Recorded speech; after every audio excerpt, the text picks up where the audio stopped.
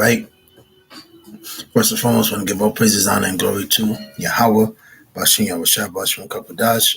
Second, we give double honor to Apostle of GMS that rule of well, my beloved elders and teachers, and peace, blessings, salutations to the hopeful elect that's out there.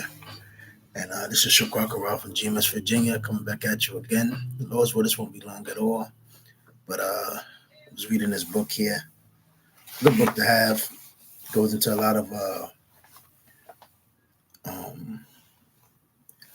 basically atrocities and a lot of things that our people contributed to America, the so-called white man's infrastructure, their system, their getting and accessing of power, and then pretty much after using us and getting to where they needed to be, they tossed us away, and then came forth policies and legislations to pretty much keep us at a low, at pretty much at the bottom.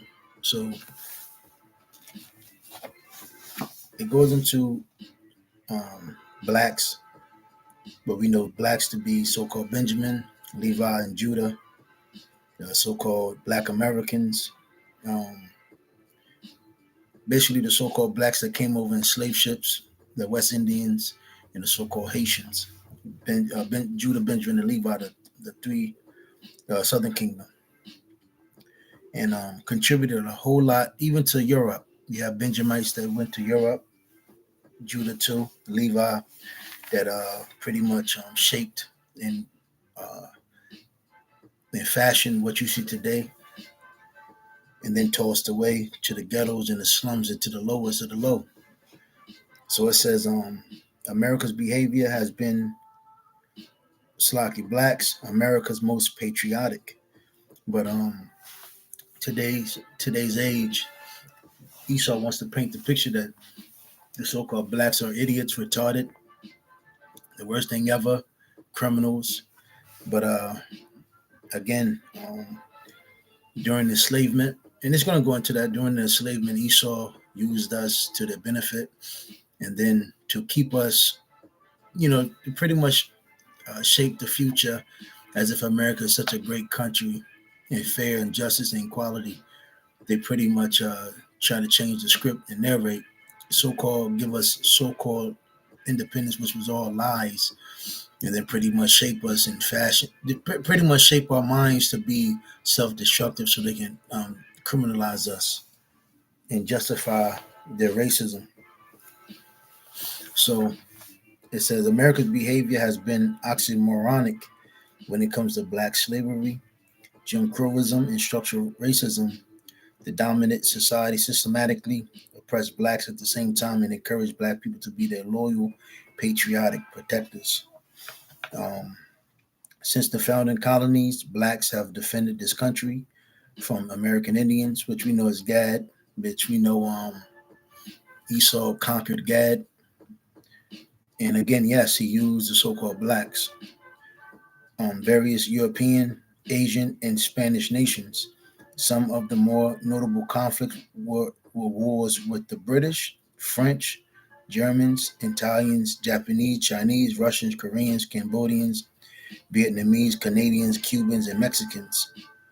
So remember, a lot of these wars, which were enacted by the American soil, so-called white man, they used the so-called blacks, Judah, Benjamin, and Levi. So pretty much that's why ultimately um, Esau gained their independence from Britain. I believe it was the American War, the First World War, then World War II, and there's been many wars, and that's how pretty much Esau, Ami, and the tiny hats, and Edom, the elites, gained their independence from NATO and the EU, and that's why eventually it talks about how the nation, the beast, shall hate the whore. And it says blacks, because it's going to state um, blacks willingly fought and died to get freedom for a never-ending influx of immigrants into America. Because eventually, due to the outcasts and the rubble of what the American did to these societies. Basically, Esau allowed a policy or legislation that those immigrants could come flood into America, and they would give them so-called reparations, etc. Subdue them, give them opportunities, pretty much give them the Section 8 and the benefits, reparations, not reparations, but I forgot the title which Esau uses to fund them other nations, and then eventually put businesses in great infrastructures in those other countries, and allow a lot of those heathen nations and heathen. They're not talking about so-called Hispanics or Latinos, but the other nations, and the so-called Chinese and the Koreans and the Vietnamese, etc. They was able to come to America and benefit. Europeans, Canadians, etc. So it said when white society's need for blacks in its defense has evolved through a complete 360-degree cycle. As early as 1642, before they were officially enslaved, blacks were called upon to join the militia and defend white settlements against Indian attacks.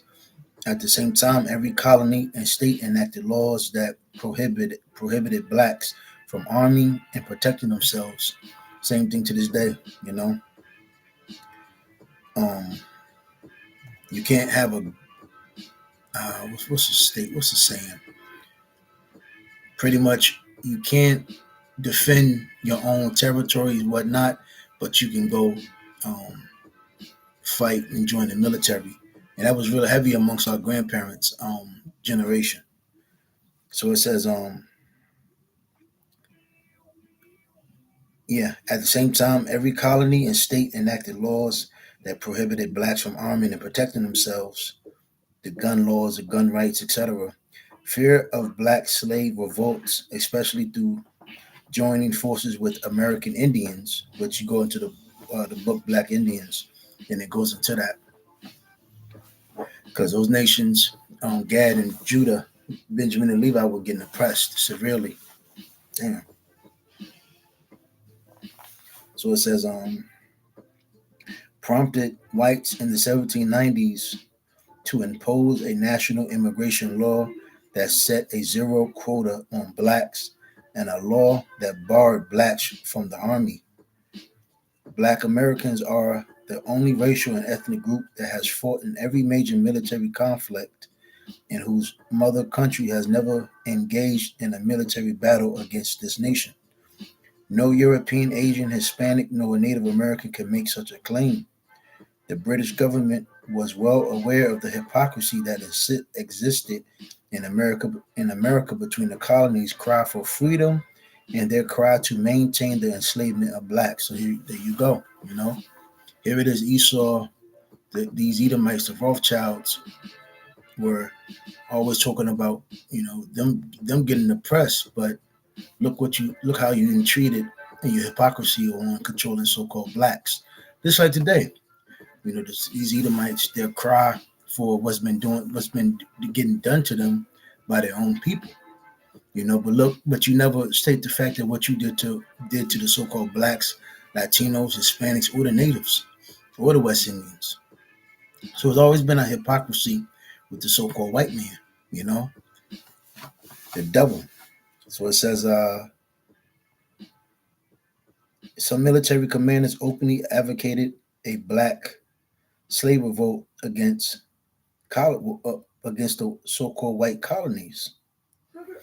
The fact that blacks made up approximately 34% of the national population and as high as 65% of the population of Georgia and South Carolina colonies. It says colonial whites feared and enslaved blacks would revolt and join either the British Army or the Indians. So it says that's why Exodus, the first chapter, comes about. You know how Esau pretty much was very strategic when it came to controlling and being dominant over the so-called blacks here in America. So it says,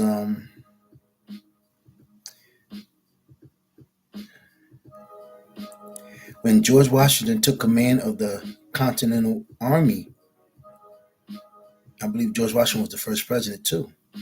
He insisted that slaves not to be allowed to serve. He feared that arming the slaves would lead to conspiracies and insurrections. A national policy was established that prohibited blacks from routine military service until mid 1860 and the Civil War. After the war was over, blacks were again excluded from the nation's military forces by a national public policy that lasted until the mid 1940s. See that? So, yeah, man, it's the history. So, from mid 1860s to 1940, you so called blacks couldn't join the military. So, and what was the fear? That you will revolt and join forces with the so called Indians, which were what Gad. So, let me get this.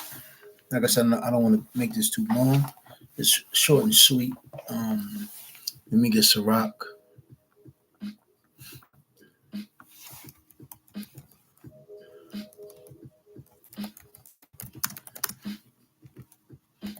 Let me get it in the G and T.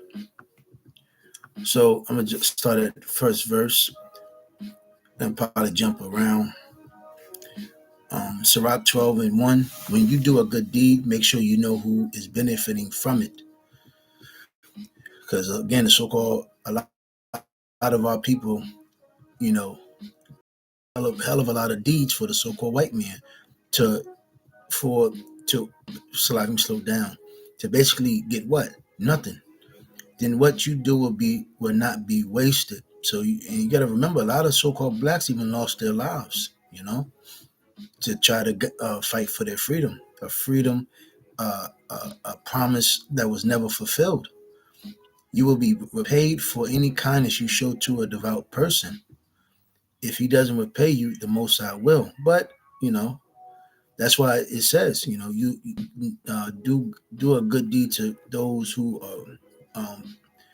know when you're doing a good deed for, not a wicked or demonic, devilish, satanic person or nation like the so-called white man. No good.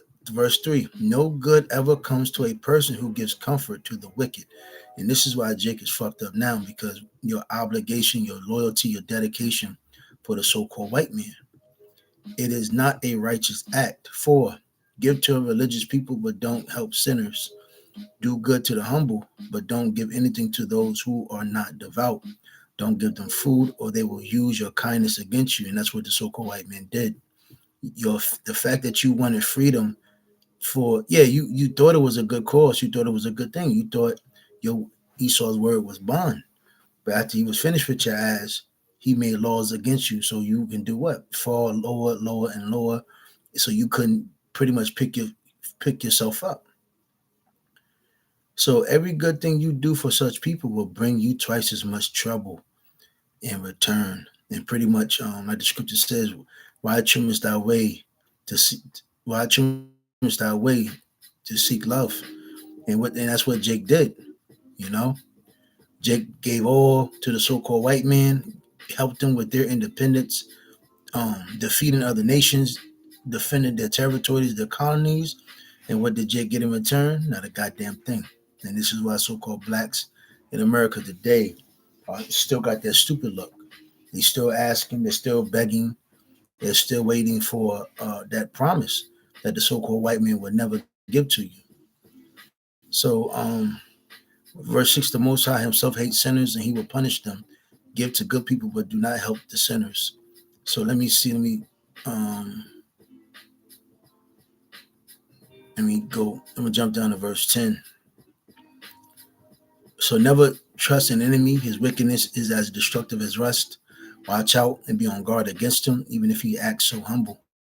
So when the so-called white man needed um, power, Slaki needed help and needed some willpower, what did he do? He acted humble.